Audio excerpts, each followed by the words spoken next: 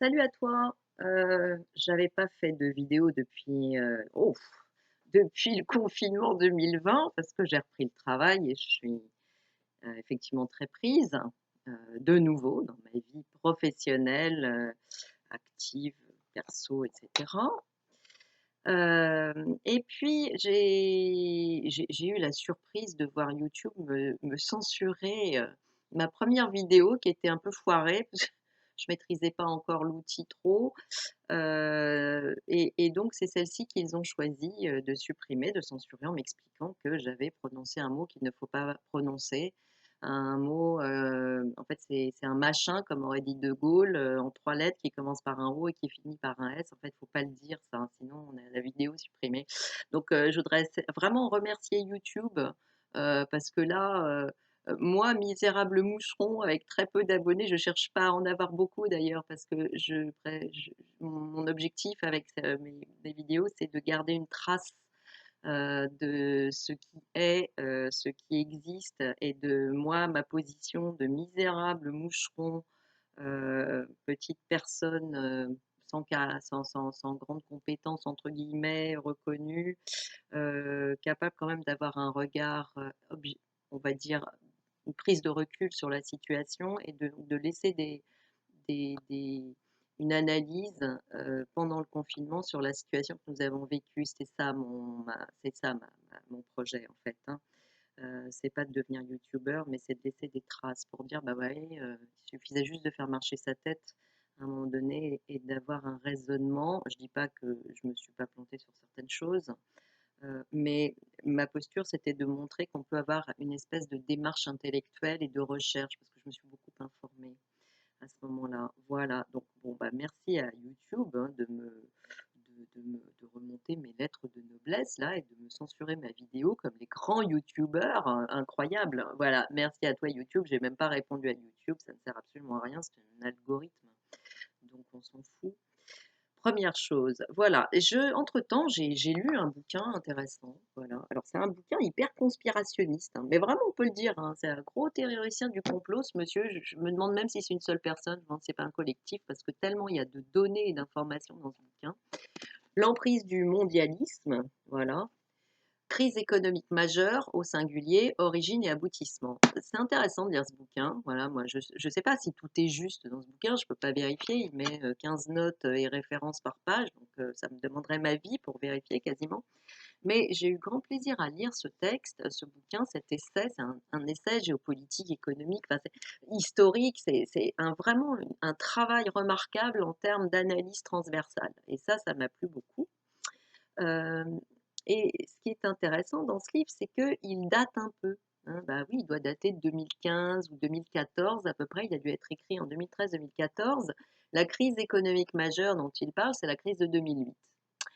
Et donc, c'est intéressant de lire un livre, un ouvrage comme ça, de cette envergure-là, de type, entre guillemets, théoricien du complot, comme Philippe Bobola le dit, hein, on ne dit pas conspirationniste, ça fait ringard.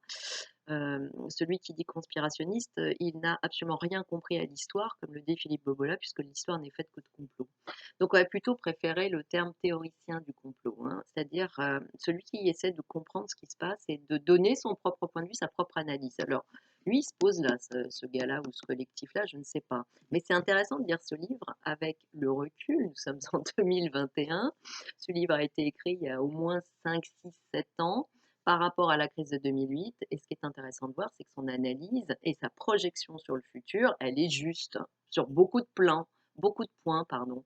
Donc moi je veux bien, c'est peut-être théoricien du complot, conspirationniste, etc. Mais enfin en attendant, ce qui est annoncé, on le constate. Ah, c'est intéressant, j'ai appris beaucoup.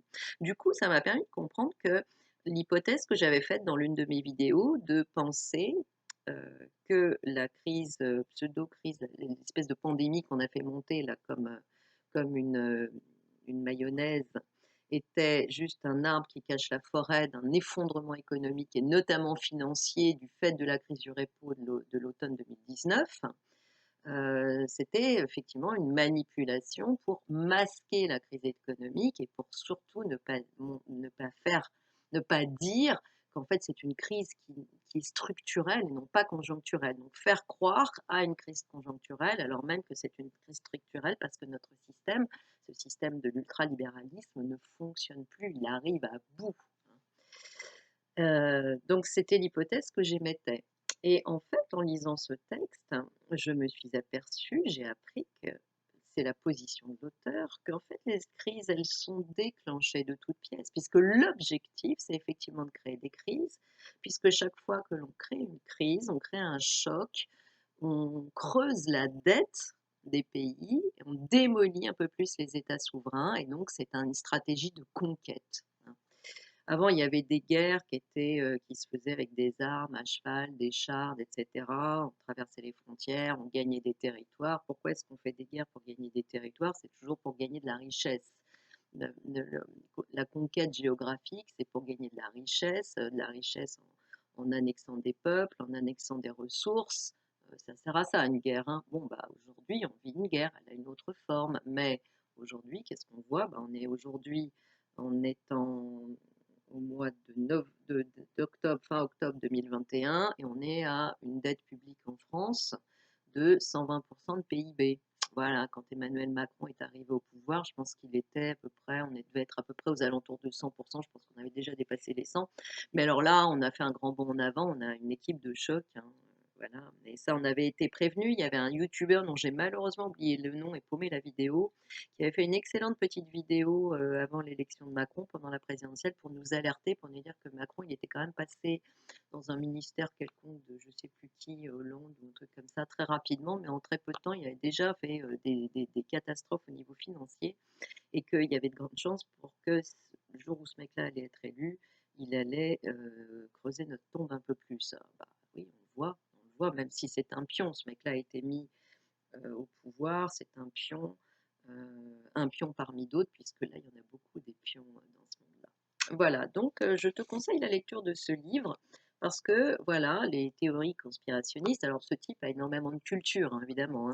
On est dans la connaissance, on peut être d'accord ou pas d'accord, mais quand on n'est pas d'accord, on a intérêt à avoir des arguments. Moi, j'ai pas le charisme et les épaules pour dire je suis pas d'accord avec ça. Il y a des choses sur lesquelles je peux tiquer, mais en attendant, j'ai pas les connaissances pour dire je suis pas d'accord, hein. Donc j'écoute, je lis, je m'intéresse.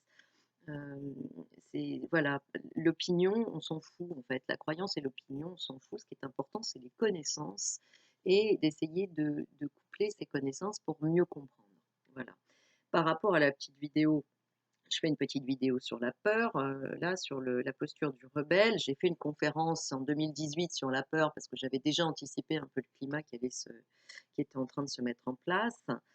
Quand je préconise ce genre de lecture ou quand je présente cette analyse en disant bah, en fait la crise Covid, c'est pas pour masquer une crise économique, mais c'est pour l'enclencher, même si elle la masque, en fait c'est un peu les deux, hein. D'une part, ça va masquer parce qu'il y a quand même une crise du repo à l'automne 2019 et nécessairement ça a des conséquences, mais c'est aussi pour accélérer les choses et commencer à préparer le peuple et à mettre tout le monde sous influence et tout le monde sous camisole de force, quelque part, hein, parce qu'il va falloir maintenir le peuple. Il va falloir maintenir le peuple parce qu'on va rentrer dans une période extrêmement complexe et difficile d'austérité. Voilà. Et Pablo Servigne et Raphaël Stevens, dans leur bouquin de collapsologie, ils le disent clairement, ils disent ah bah, les temps vont être difficiles, l'effondrement, ça va être dur et il va falloir nécessairement passer par une dictature. Ça va être nécessaire. Voilà, ça c'est leur position. Enfin, c'est leur déduction intellectuelle. Ils n'ont pas de parti pris par rapport à ça. Ils disent, bah, à part ça, on ne voit pas trop comment ça va pouvoir se passer. Il y a de grandes chances pour que ça se passe comme ça.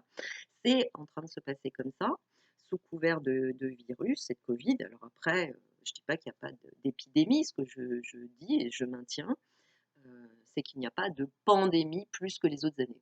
Voilà, donc je t'invite, si tu ne me crois pas, à te renseigner, à t'informer, à aller chercher. Moi, c'est ce que j'ai fait, j'ai pris les chiffres, hein. Je l'ai fait à mon modeste niveau. Et il y en a d'autres à leur haut niveau qui l'ont fait avec beaucoup plus de recul. Donc c'est le métier, ils sont mathématiciens et statisticiens. Et ils ont bah, la même observation. Alors je ne vais pas dire que moi, parce que moi c'est très modeste mon point de vue, mais je suis satisfaite de voir que je me plante pas tant que ça et que les experts en qui j'ai envie de faire confiance, auxquels j'ai envie de faire confiance, qui m'inspirent plus de confiance, on va dire plutôt, parce qu'ils sont indépendants, j'aime bien ce mot-là, vont dans le même sens, hein. Mais moi, je m'étais inspirée de Wolfgang Wodark et Klaus Kuhnlein, voilà, qui sont des épidémiologistes qui tirent la sonnette d'alarme depuis longtemps, notamment avec la grippe H1N1. Wolfgang Wodark euh, a demandé des comptes à ce moment-là à cette fameuse organisation, ce machin en 3 lettres qui commence par un O et qui commence par un S, par rapport à la manipulation qu'il y a eu autour de la grippe H1N1. Et cette organisation, ce machin, a reconnu qu'ils avaient vraiment beaucoup grossi les choses. Voilà, bah là c'est pareil aujourd'hui, hein. C'est pareil aujourd'hui. Donc, ça ne veut pas dire qu'il faut avoir peur, je reviens toujours là-dessus. Ça veut dire que plus tu connais les choses, plus tu observes, plus tu prends conscience et plus ta posture, justement, elle est juste, hein. Il ne s'agit pas de paniquer, il ne s'agit pas non plus de se mettre la tête dans un trou en disant moi je veux pas savoir, je veux pas savoir, je veux pas savoir. Ça c'est de la peur. Ouais, ça, c'est pas de la responsabilité de l'adulte, hein. Quand on est un adulte responsable, eh bien, on observe les choses, on ouvre grand les yeux, on essaie de comprendre, on ne bascule pas dans la peur parce que ça n'a pas de sens, c'est ce que j'ai expliqué dans la vidéo, dans mon autre petite vidéo, et on essaie de comprendre, hein. On essaie de comprendre et de savoir comment on va se positionner par rapport à ça. Voilà. Donc, ma conclusion, c'est juste le message que je voulais faire passer. La crise Covid, c'est pas seulement pour masquer une crise conjoncturelle, mais c'est aussi pour conjoncturelle ou structurelle d'ailleurs, parce que c'est les deux à la fois.